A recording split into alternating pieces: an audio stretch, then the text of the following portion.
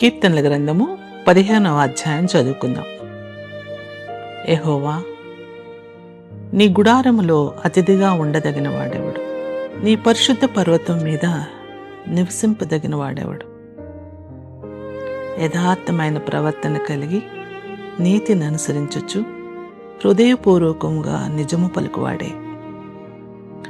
అటివాడు నాలుకతో కొండెమలాడడు, తన చెలికానికి కీడు చేయడు, తన పొరుగువాని మీద నింద మోపడు.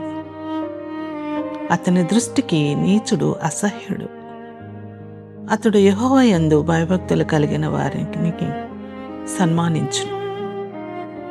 అతడు ప్రమాణము చేయగా నష్టము కలిగినను మాట తప్పడు. తన ద్రవ్యమును వడ్డీకియడు. నిరపరాధిని చెరుపుటకై లంచము పుచ్చుకొనడు. ఈ ప్రకారము చేయువాడు ఎన్నడూ కదల్చబడడు.